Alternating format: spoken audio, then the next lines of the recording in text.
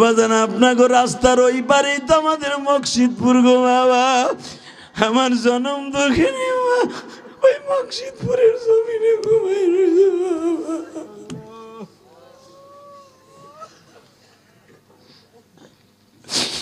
12 বছর বয়সে আমার মা আমার মাদ্রাসায় দিয়ে বলছিল, ইলিয়াস রে বাবা তুমি যদি আলেম হও আমি মা তোমার দুধের দাবি চাইরা দিব।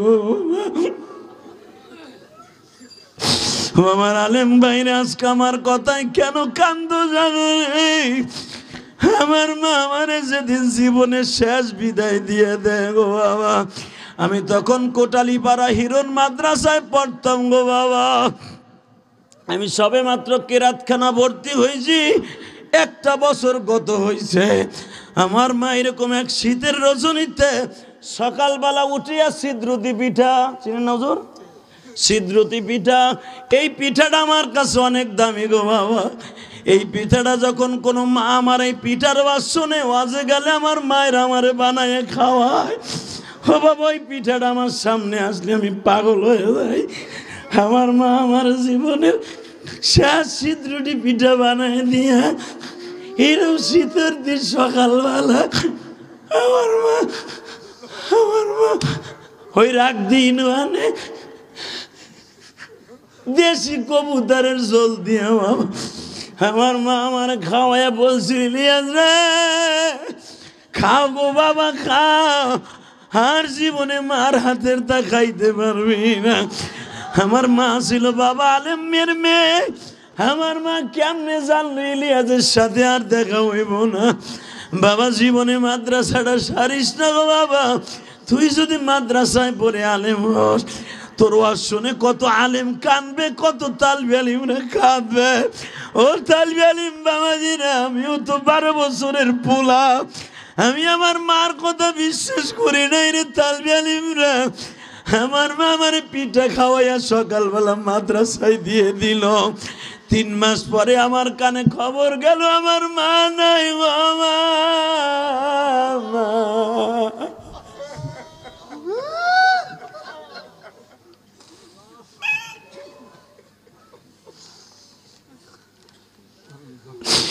আমি হিরণ মাদ্রাসার থেকে আসিয়া দেখি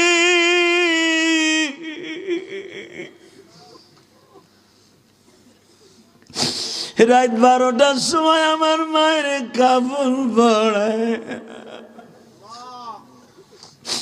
কবরের মধ্যে আমার চাচারা স্বাস্থ্য বাইরের নামাইয়া বাবা অপেক্ষা করতেছে। অন্তত 2টা বাস সরাই আমার এক নজর দেখাইছিল। আমার আলেম ভাইরা এখন চিল্লাবার কানবা, আমার মতো কে জানো মার হাতের খাবার খাইতে পারো না। আমার মার এইরকম কাপড় পরাইয়া কবরের মধ্যে শোয়াইয়া রাখছে। মাত্র 2টা চালি বাস সরাইয়া আমার এক নজর দেখাইছিল তালবে আলিম বাবাজিরা। আমি একদিন এক রাত বেহুশ হয়েছিলাম গো মা। তোমার ইলিয়াসের কোন জিনিসের অভাব নাই গো মা, শুধু একটা জিনিসের অভাব তুমি নাই গো মা।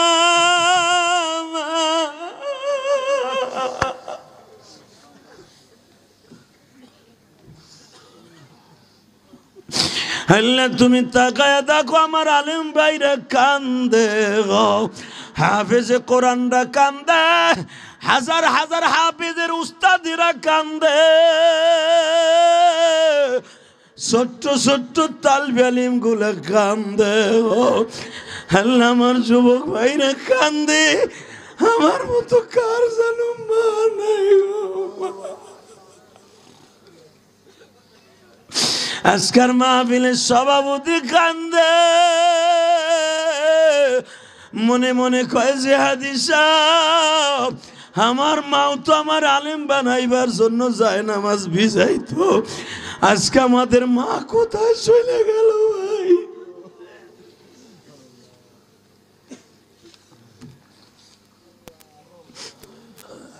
আল্লাহ রাত 11:30টার সময় তোমার পাগলগুলো কান্দে। তুমি না কইছো ফালিয়াজ হাকু কলিলা ওয়ালিয়াবকু কাসীরা, বান্দা বেশি করে কাঁদবি কম করে হাসবি, আমি হাসি পছন্দ করি না।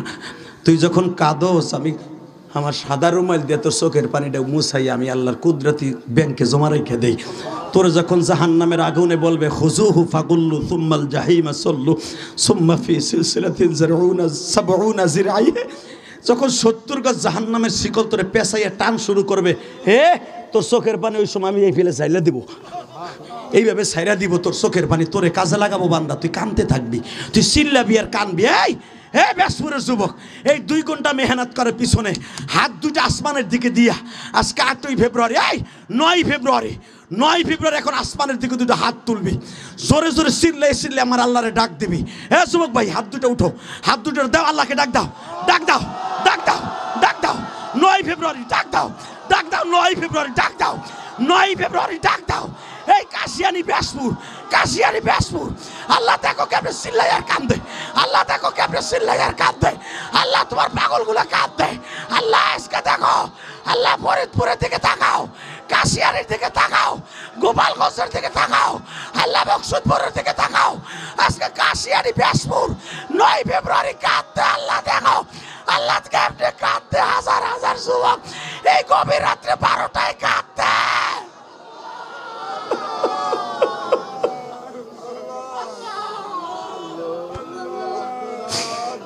আল্লাহ তুমি মাফ কইরা দাও ব্যাসপুরবাসী রে,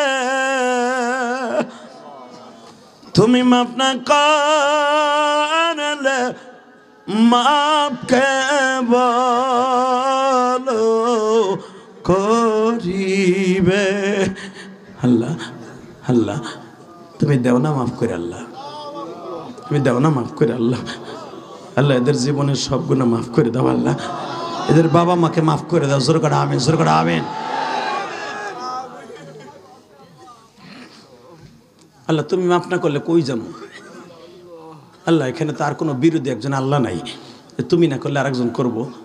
আল্লাহ বলে আমার চোখের পানি খাতিরে আজকে ওবায়দুলের দাদা দাদিকে মাফ করে দাও।